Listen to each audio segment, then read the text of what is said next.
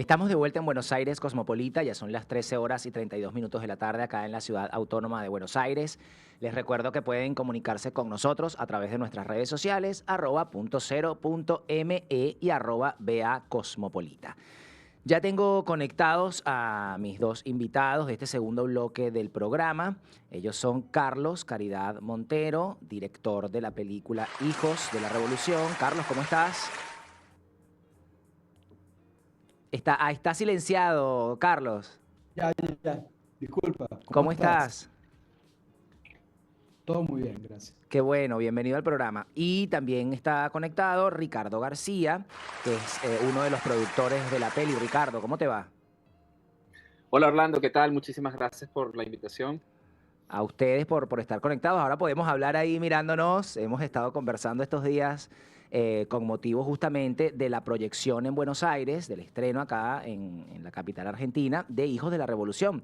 Esta peli venezolana tiene dos funciones por ahora en Buenos Aires. Anoche, que yo tuve la oportunidad de ir al estreno, y el día de mañana en la sala de La Valle 780 de Multiplex, de Cines Multiplex, a las 18:20 horas.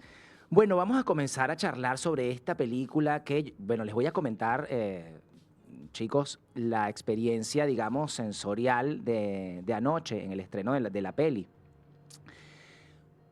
Ir a ver una película o hacer una película sobre un fenómeno político, social, histórico, tiene un efecto muchísimos años después de que eso ocurre.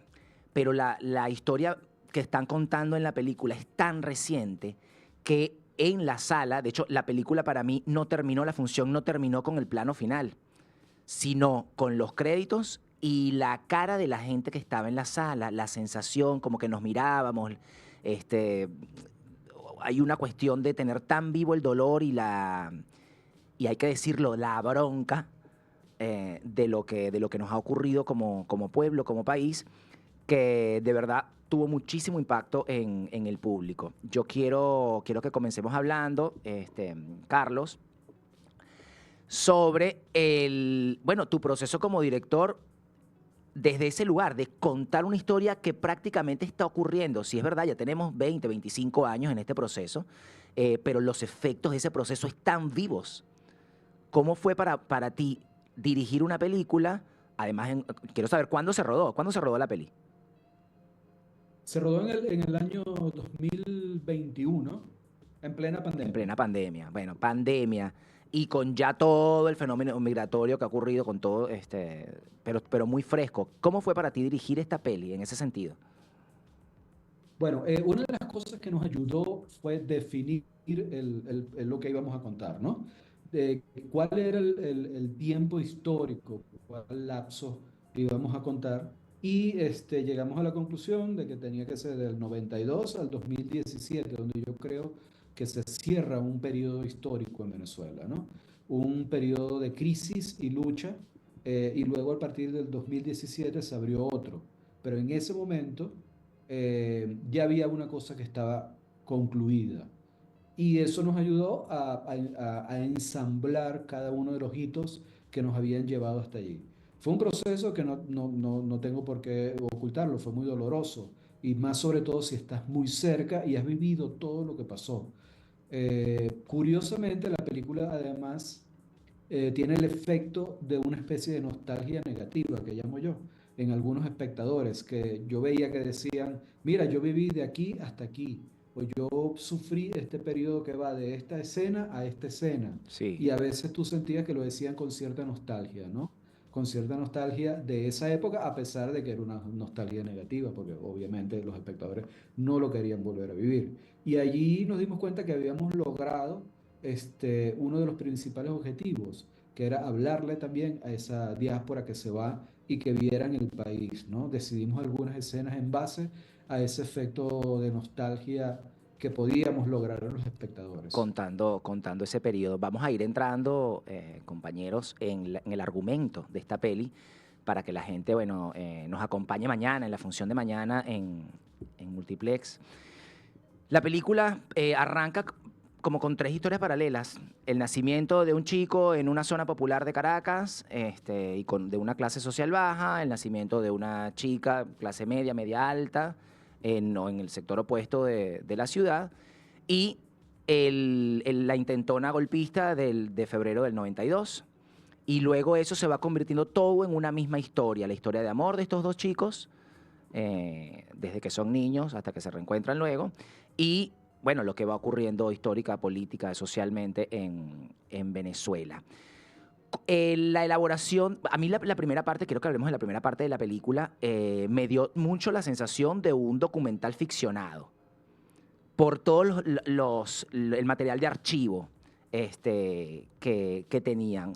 ¿Cómo fue el proceso de elaboración del guión? Ya me dijiste que eligieron el periodo histórico, pero para ir, ¿cómo sale la idea de este Romeo y Julieta chavistas escuálidos? Ok, cuando yo llegué al proyecto ya había un guión escrito. Sí, Era un guión que había sido elaborado por otro guionista y además ya estaba decidida la historia de amor, ¿no? El productor de la película, Mauri Mogollón, había dicho desde el principio que él quería contar una historia de amor que tuviera esos ecos de Romeo y Julieta. Sin embargo, yo le di la vuelta completa al guión porque sentía que el peso de los archivos documental era muy importante. ¿Por qué es muy importante? Porque muchas de esas escenas ya no las ves en ningún lado. Ya no las encuentras. Algunas están en archivos de canales de televisión, pero en internet se han dedicado a quitarlos y a tumbarlos. ¿Por qué? Para tener una mayor, este, eh, para contar la historia como mayor quieren, sí. capacidad de manipular la historia. Entonces para mí era muy importante rescatar esas imágenes, ponerlas en una línea de tiempo, unas detrás de otras, para que se entendiera bien el proceso que había sucedido y que se preservaran. Nosotros además usamos inteligencia artificial para retocarlas, ¿no? Para hacerlas más visibles, más claras, con mayor resolución. Así que las imágenes que la gente va a ver en la película sobre el golpe del 92, por ejemplo, están restauradas de alguna manera con inteligencia artificial para que se vean mejor. No las manipulamos, sino que para que se Sí, a vea nivel de bien calidad. exactamente lo que sucedió. Y aparte de eso, nosotros buscamos hacer una propuesta de ficción con actores no tan conocidos, cámara en mano, que semejara a un documental, para que se integrara la ficción al documental lo más posible y con actuaciones muy realistas, ¿no? Que fueran casi un documental. ¿Y por qué? Porque, mira, cada vez y ya es un proceso mundial, los regímenes autoritarios y totalitarios están borrando el pasado para poder manipular el futuro. La información tú la ves fragmentada, cada vez más fragmentada y más manipulada. Y es importante que la gente tuviera un ABC de lo que sucedió en Venezuela linealmente para que lo entendiera. Un documento, claro, además acompañado por la narración de uno de los personajes protagónicos, que nos Sí. permite ir llevando la historia. Carlos, ¿desde dónde te estás conectando vos? Ahorita estoy en Bogotá. Estás en Bogotá. Y Ricardo, ¿dónde estás tú? Yo estoy acá en Santiago de Chile. En Chile. Bien, Ricardo, ¿cómo desde el punto de vista de producción, porque estas escenas esto fue rodado estando en Venezuela? Esos actores están en Venezuela, estaban en Venezuela. El proceso de producir en el marco de un régimen que está vigente, que sigue gobernando, rodar las escenas de esa película. Yo vi algunos lugares como una de las escuelas de cine, las áreas externas de la escuela de cine en Caracas. Ese proceso de rodar una película hablando de los efectos, del impacto de un régimen como el que vivimos, aún estando en régimen, con ese régimen mandando. Claro.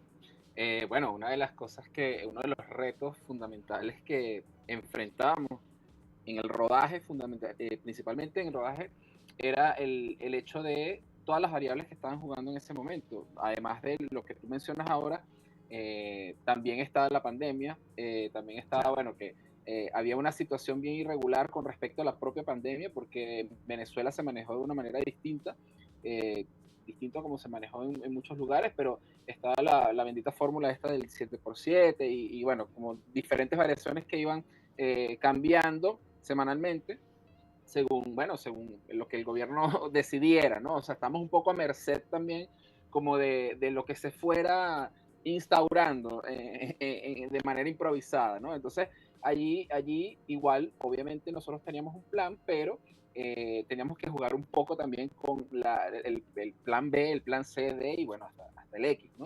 En ese sentido. Entonces sí, había como muchas variantes. Era importante también nosotros, por ejemplo, para nosotros no, digamos, no lo hacíamos desde el punto de vista de que ocultábamos cosas o mentíamos, pero sí no dábamos la información completa. Por ejemplo, mire, estamos haciendo, qué sé yo, un programa piloto o estamos haciendo una película que es una historia de amor. Entonces, simplemente, bueno, nos enfocamos más como en las cosas que es real, ¿no? La película es una historia de amor Sí, sí. y es la historia de amor de dos chicos, entonces, bueno, nos enfocamos en eso, ¿no? También como sobre todo esto en la dinámica de producirla, porque igual la gente, por supuesto, preguntaba. Y bueno, nosotros lo que hacíamos era tratar de no indagar, o mejor No dicho, dar no demasiada ahondar información. demasiado, sino más bien poner a la gente en el contexto general de lo que estábamos haciendo, que era totalmente real, y bueno, no ahondar mucho. Y con respecto al tema de la pandemia, bueno, lo ha dicho Carlos también muchas veces, era un reto, por ejemplo, que todo el mundo tenía mascarillas en ese momento, y o sea, estábamos recreando, recreando escenas, acontecimientos de 25 años, o en algunos casos de 10, 15 años atrás.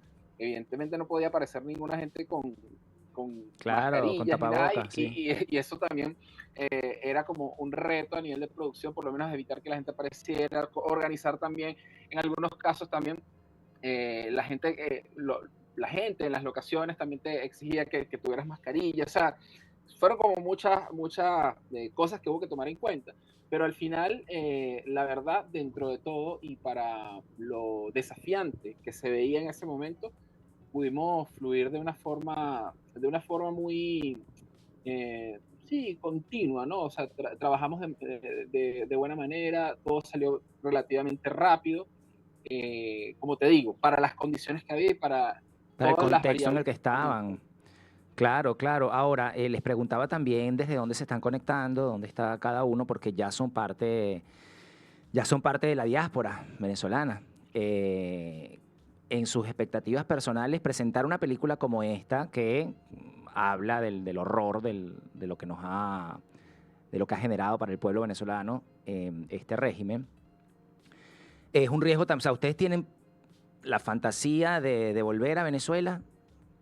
El escenario para ustedes, por ejemplo, a nivel personal, de ir a visitar gente en Venezuela sabiendo que están a la cabeza de una película que critica de esta manera al gobierno. No sé quién me quiere contestar. Bueno, yo personalmente, a ver, nosotros, sí, es una situación como compleja, ¿no? Igual, sí, o sea, volver a Venezuela siempre va a ser una opción. Nosotros estamos de alguna forma presentando una película que es nuestra visión y responde también a la expresión libre a la cual tenemos derecho sobre los acontecimientos que han pasado. Realmente nosotros no tenemos la intención de atacar a nadie con esta película.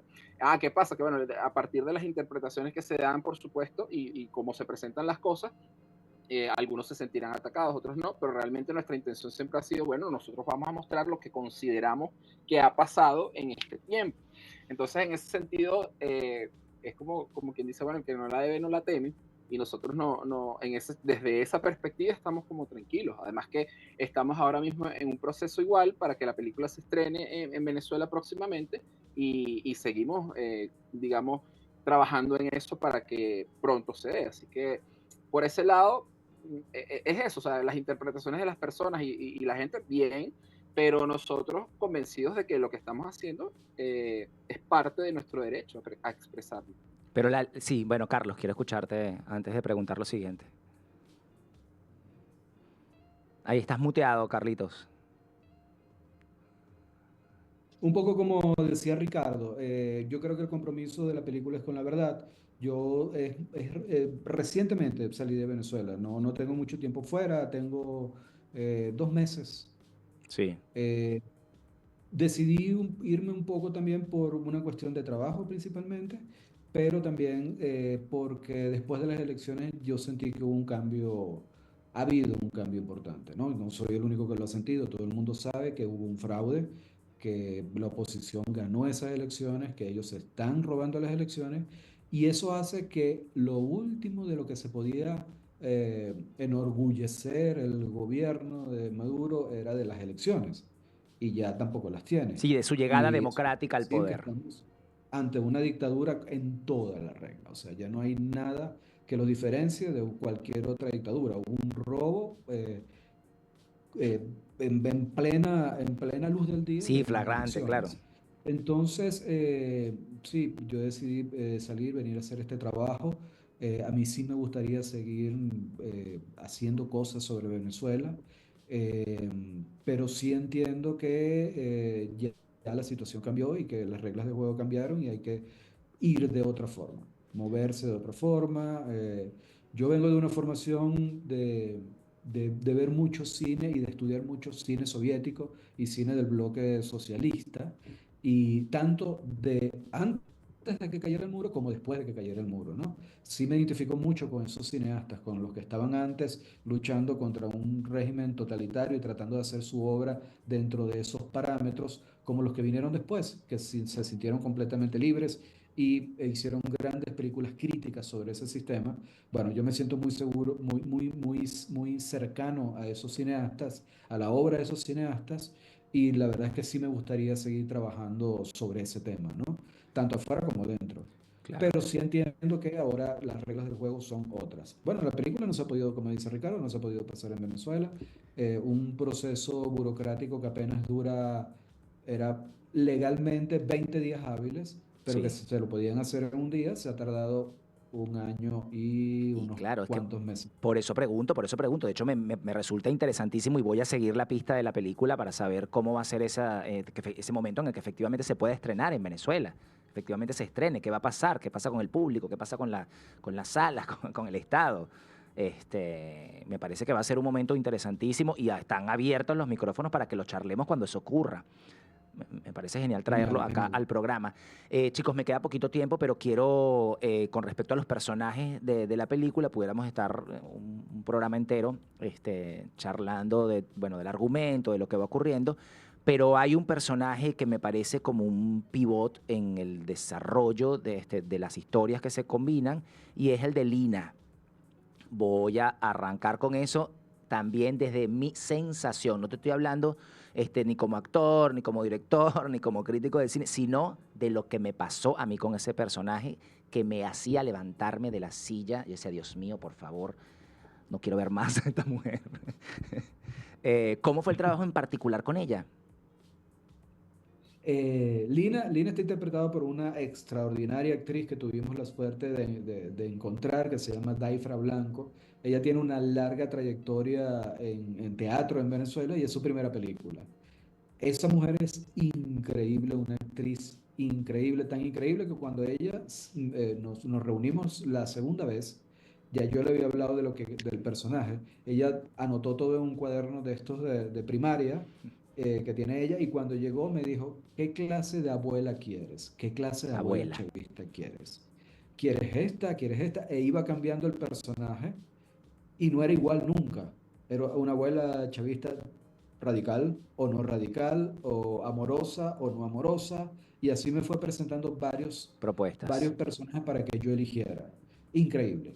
Esa fue una de las cosas más increíbles que vivimos con el rodaje de la película y el trabajo de ella. Porque si tú la ves a ella, y es una mujer muy dulce, que no se parece en nada a Lina, es una mujer muy bella, es una mujer, pero se transformó completamente ante la cámara, se transformó para ser ese personaje. Y por supuesto, es uno de los personajes que más impacta. Y hay una cosa muy curiosa, Ricardo y el equipo de producción, Mauricio Mogollón, Wanda Perilla, que es otra de las productoras, hicieron un focus group en México donde invitaron a gente de varias nacionalidades. Sí.